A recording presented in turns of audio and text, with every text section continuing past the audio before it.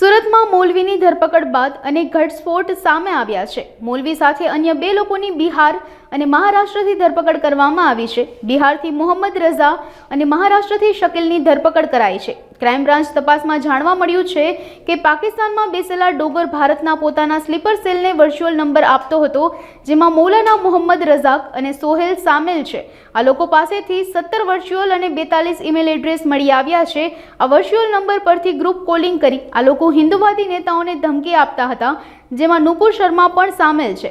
રામ મંદિર માટે પદયાત્રા કરનાર શબનમ શેખ, સુરેશ રાજપૂત, ઉપદેશ રાણા, નિશાંત શર્મા, કુલદીપ સોની સહિતના લોકો સામેલ છે। હિન્દુવાદી નેતાઓને જાનથી મારી નાખવા માટે આરોપીઓને ડોગર પાકિસ્તાનથી હથિયાર પણ મોકલવાનો હતો। એટલું જ નહીં, આ માટે 1 કરોડ રૂપિયા પણ પાકિસ્તાનથી મોકલવાની વાત તેને કરી હતી। પહેલા અઠવાડિયામાં જ્યારે અહીંયાથી મોહમ્મદ સોહેલ પકડાયા હતા, अपना मौलवी जे प्लानिंग करता था अपना जो हिंदुवादी नेताओं છે એના મારવા માટે, એના બારેમાં જો બ્રીફિંગ થઈ હતી, એના અનુસંધાને આ ગુનાના અનુસંધાને પૂરી સુરત સિટીના ક્રાઇમ બ્રાન્ચ સતત જો બીજા આરોપીઓ માટે કામે લાગી હતી। આમાં ટોટલ આપણા ત્યાર સુધી કુલ 3 આરોપીઓ પકડાયા છે, જેમાં એક અહીંયા કઠોર ગામના રહેવાસી સુરતના મોહમ્મદ સોહેલ છે, બીજા આપણા મુઝફ્ફરપુર બિહારના આરોપી છે મોહम्मद अली उर्फे शहनाज मोहम्मद साबिर, જેના આશરે ઉંમર 25 વર્ષના છે, અને આ જ વ્યક્તિ હતા જો શહેનાજના નેપાલ આપણા આઈડી ઉપરથી જો લોકોના ધમકી આપવાના કામ કરતા હતા। અને ત્રીજા આરોપી જો છે, આ આરોપી છે શકીલ ઉર્ફે રજા સન ઓફ સત્તાર શેખ, એના 18 વર્ષથી ઉપરના ઉંમર છે જો એના જો મહારાષ્ટ્રના નાંદેડથી એના ધરપકડ કરવામાં આવેલી છે। अब એના જો પૂછપરછમાં જો રિમાન્ડો લેવામાં આવેલી અને એના પછી જો પૂછપરછમાં વધુ વિગતો જો બહાર આવી છે। આ તપાસ દરમિયાન એવું ફલિત થયા કે જો સોહેલ હતા, સોહેલ જો અહીંયા રહેવાસી છે કઠોર ગામના, એના પાસે 2 ઇલેક્શન કાર્ડ અત્યાર સુધી રિકવર થયા અને અલગ અલગ જો એના એપિક નંબરો અલગ અલગ છે। જનરલી એક વ્યક્તિ અગર કहीं से ઇલેક્શન કાર્ડ નવા લેતા હોય તો એક એપિક નંબર એક જ હોય છે, પરંતુ એના પાસે 2 એપિક નંબરવાળા ઇલેક્શન કાર્ડો મળ્યા, જેના અત્યારે તપાસના કામ ચાલુ છે જો એના ખરાઈ કરવાના। અને બીજા એના પાસેથી જન્મના 2 પ્રમાણપત્રો મળ્યા છે, એક આપણા સુરતના છે અને બીજા એક નવાપુર આપણા મહારાષ્ટ્રના છે। અને પછી જ્યારે બધા આરોપીઓના પૂછપરછ અલગ અલગ જો ક્રોસ કરવામાં આવે તો એમાં જો મોહમ્મદ શહેનાજ જો આમાં લહાન કરીને એક જગ્યા છે નેપાલમાં, જો આપણા ભારતના બોર્ડર ઉપર આવે છે, ત્યાં જો રેડીમેડ ગાર્મેન્ટના કામ કરતા હતા। એના મુઝફ્ફરપુરથી જ્યારે એના ધરપકડ કરવામાં આવી અને એના પછી જો એના તપાસોમાં નીકળ્યા જોઈએ કે આ જો પાક હેન્ડલર્સ જેટલા જો ડોગરના નામ સે અમે વાત કરતા હતા, તો ડોગરના આઈડેન્ટિટી બી અમે લોકો જો ઇસ્ટેબ્લિશ કરી છે, આ પાકિસ્તાની જ છે અને પાકિસ્તાની હેન્ડલર છે। અને આ ઘણા બધા એના નેટવર્ક જો દેશમાં ચાલે છે, જો ઘણા બધા બસ્ટિંગ પણ થઈ છે, અલગ અલગ સુરક્ષા એજન્સીઓ બસ્ટ પણ કરવામાં આવેલ છે। તો ડોગર સાથે જો સતત જો આ કોન્ટેક્ટમાં રહે અને ઉશ્કેરે જો બીજાને ઉશ્કેરે કે હિન્દુવાદી નેતાઓને મારવા માટે, એના તપાસ દરમિયાન એવું નીકળ્યા કે એને જ જો મોબાઈલ આપણા જો સેટ જો રિકવર કરવામાં આવી છે, આમાં 17 જેટલા મતલબ 17 એના વર્ચ્યુઅલ નંબરનો ઉપયોગ કરીને અલગ અલગ જગ્યા આ ધમકી આપતા હતા।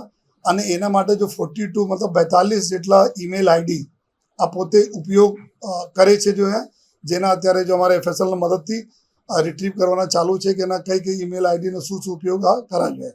તો 42 જેટલા ઈમેલ આઈડી અને 17 જેટલા વર્ચ્યુઅલ નંબરથી આ અલગ અલગ ગ્રુપો સાથે મળીને અલગ અલગ લોકોના દેશમાં જો ધમકાવના કામ કરતા હતા, જેના અત્યારે તપાસ ચાલુ છે જો। અને સાથોસાથ જ્યારે આ બધાના પૂછપરછ અને બીજા લિંક કરતાં જો ત્રીજા આરોપી જો શકીલ ઉર્ફે રજા सन ऑफ सत्तार शेख जो महाराष्ट्र के नांदेड़માંથી પકડાયા જો જિલ્લામાંથી, તો એના તાત્કાલિક આપણા મોબાઈલ ફોન તોડી નાખ્યા હતા જો રિટ્રીવ પણ કરવામાં આવેલા, જો એના અમુક પાર્ટોમાં રિટ્રીવ થયા અને બાકી રિકવરી અને આગળના જો ફેસલના મદદથી બીજા કામગીરી ચાલુ છે। તો એના પાસે જો નંબર વાપરતા હતા આ +92 એટલે કે પાકિસ્તાનના નંબરથી વર્ચ્યુઅલ નંબર યુઝ કરતા હતા, એનાથી ધમકી આપવાના કામ કરતા હતા। અને આ જ નંબર જો આ જો ડોગર કરીને છે પાકિસ્તાનના હેન્ડલર, આ જ એના એક્ટિવેટ કરીને એના આપેલા હતા। અને સાથોસાથ જો આ શકીલ ઉર્ફે રજા છે, આ અલગ અલગ જો પાકિસ્તાનના અલગ અલગ હેન્ડલર, એના સિવાય ડોગર સિવાય એક સરફરાજ ડોગર તો મેન, એના પછી વમ, એમ વકાસ, સાદિક અને એક જસ બાપા, આ બધા લોકો બી અલગ અલગ જો હેન્ડલર છે એના સાથે બી સતત આ કોન્ટેક્ટમાં હતા.